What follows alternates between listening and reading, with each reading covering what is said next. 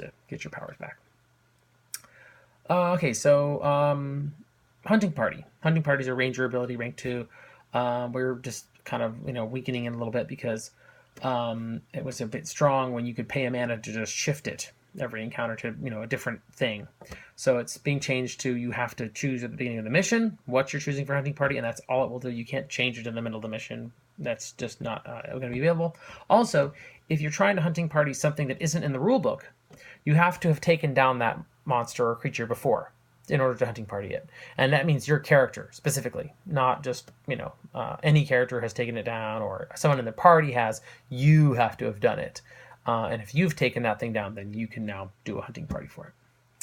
We're fixing a magic item power level. This last season, there were some errors made with the magic items that were coming out. First of all, there's usually some rules are like if something's silver, if something's runic, if something's mage lore, that usually pushes its tier up by 1 for each of those abilities. And if you look on a lot of the items, that's not computed in. Second, we added an ability called a reduced tier, where you can reduce the tier of an item by paying mana. Well, that's a really cool ability, but I didn't realize how strong it was going to be when combined with all these other factors. Some of the tiers of items were pretty low, and then if you paid mana, that became like 0 for the encounter. That was really, really strong. So that combination was really was a lot. So then the other thing we added was mana storing. People had all this mana they could use to reduce the tier, and so it was just kind of a perfect storm of combinations of abilities. Low tier items, ways to reduce the tier, lots of mana, and it just ended up being a lot of items that just really were not fun because they were too strong. So the main thing we're doing is just increasing the tier of most of them, and that pretty much solves it. We don't have to change their abilities or anything. We're just making their tiers much higher so that you can only use 1 or 2 of them at a time, and then they balance out. A few of them were breaking apart, like they were sets, like a helm and plate mail and a sword, and that was all a set. And since it was all 1 card, it was easy to get suddenly this big set of all these items that were really cool. We're breaking those all apart so that now you get the sword, but maybe you don't have the helm, or you have the armor, but not the and you have to find all the pieces and put them all together, and then they're cool. But that makes it harder to just get the combo right away, and also means that until you have the full combo, the tier is even higher, so it's even harder to use. So it should balance them out.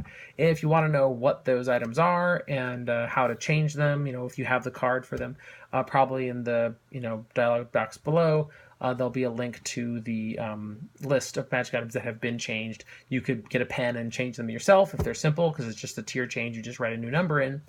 Or you could bring them to an event, and I'll exchange them for their sets now, the pieces of them, if you want to. So that's magic items. We're changing a few hand signals. We've used soaring and diving for a really long time in the game.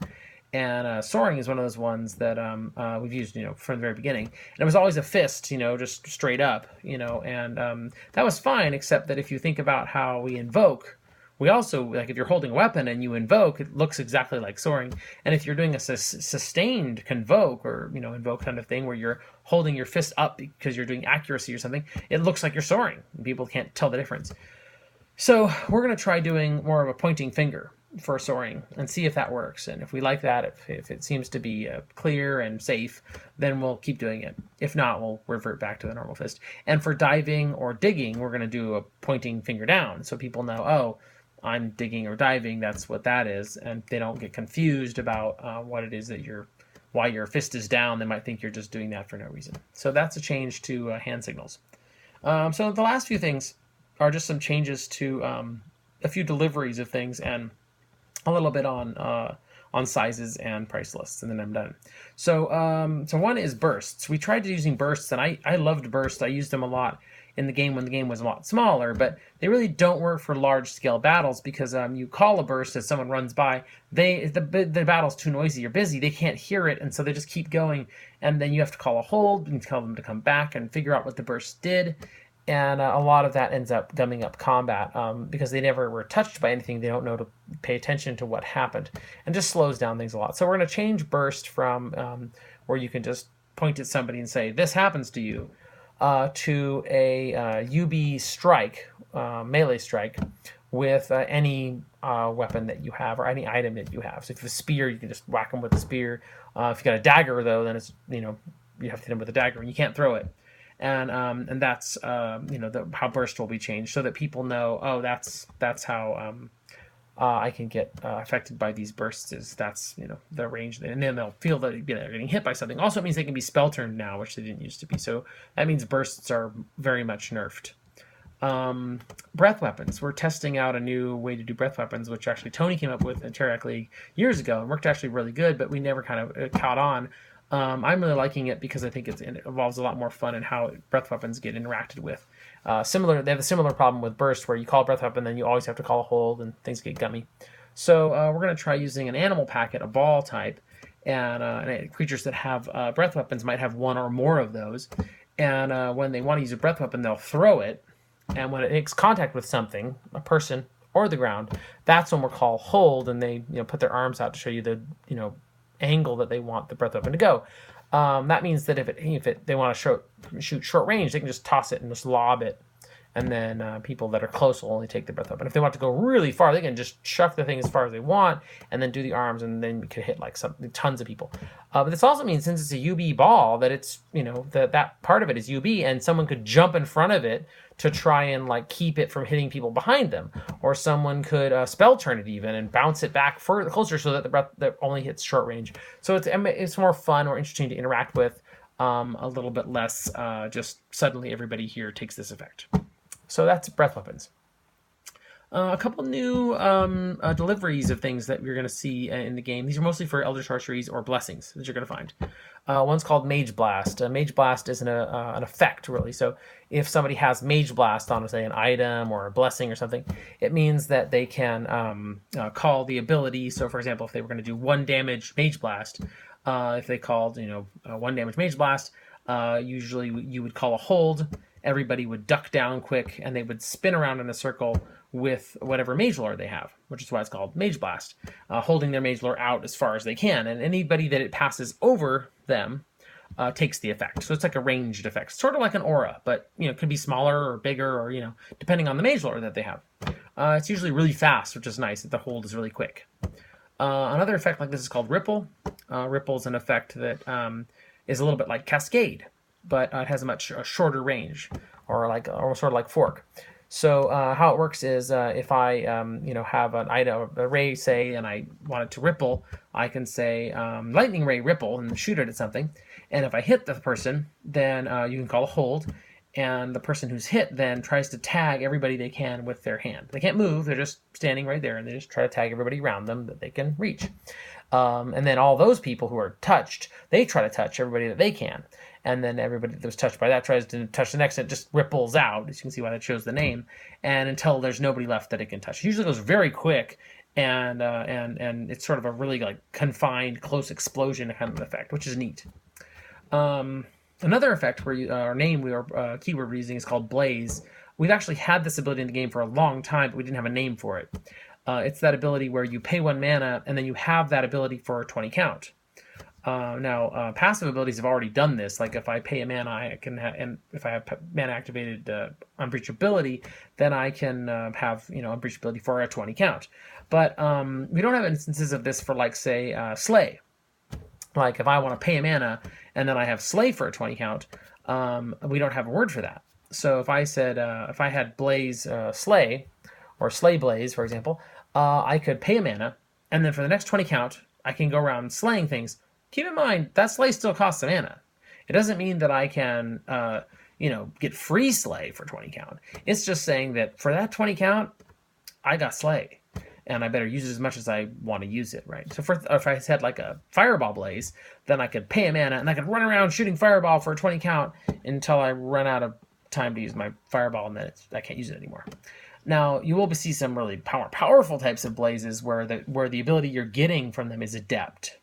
So that's where you have Adept Blaze. That would be where, suppose in the case of that Slay, if you had a Adept Slay Blaze, then you're going to have something like I can pay a mana, and then I can just slay as much as I want during that 20 count for no mana for those slays. That's an Adept Blaze.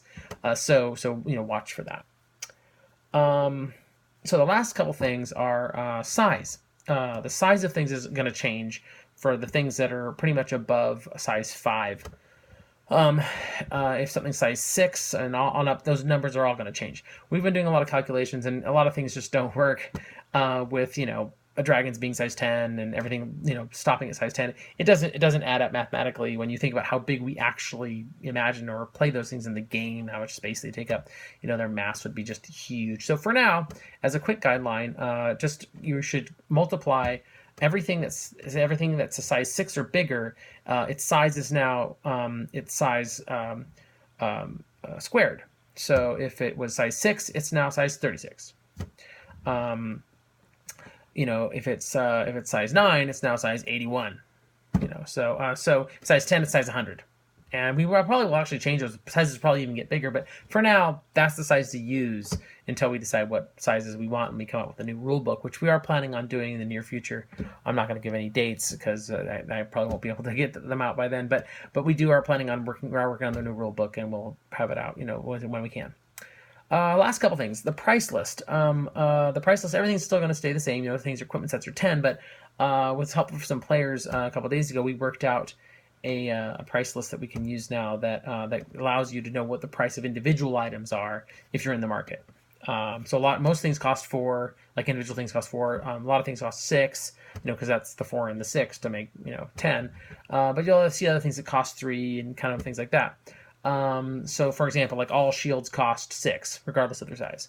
Daggers cost 4, short swords cost 4, short flails cost 4. So there's a lot of things that just average out because of their utility.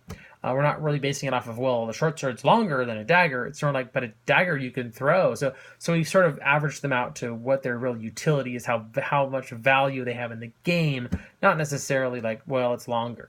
So you're going to see that up so that when you're in the market, it's much easier to role play a merchant and know what the value of each item you're selling is, and then be able to get a better value for all your things.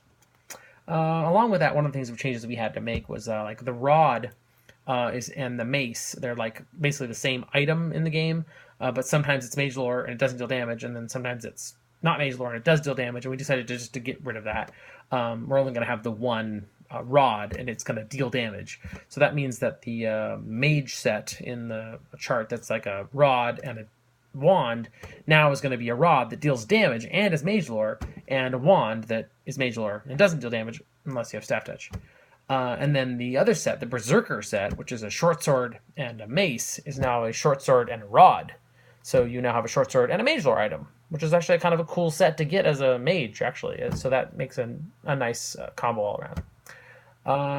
So that's it. That's the rules. Sorry it took so long, but we have a lot of rules to adjust, and this is the time of year we do that. We don't usually we try to do it the rest of the year. We have a rules council, in case you didn't know. That council meets this time of year, and we make these kind of decisions. We also will meet about every 3 months and make any quick little adjustments or things that we thought were going to work and they didn't. We'll try to fix them. But we really meet for the big changes like this. They only happen once a year, and it's this time of year. If you have changes that you think need to be made or things that you want to see different, please don't bring them up at the events and try to debate them, because I actually love that. I just will get distracted and it's too much fun. So really you should just write up lists of the things that you think would be cool or new arguments you have for changing things, and then just submit them to the council. And then we will review them over time, when we have the time, and then every 3 months we'll look at them, and if they make sense, we make those changes. But we just don't want to take up game time that we have.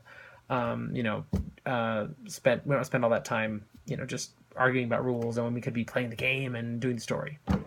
Submit that to the Rules Council. We meet every 3 months to make little tweaks and changes that we need to. And then if it's really big changes that we need to make, that's this time of year. So save the really big changes for this time of the year. There should be a link below to this document that I've been talking about, which is the 2016-17 Public Rules Changes doc. You should be able to open that up and read all these changes that I've just made and talked about, and then you can see them, for yourself. All right, that's it. Thanks.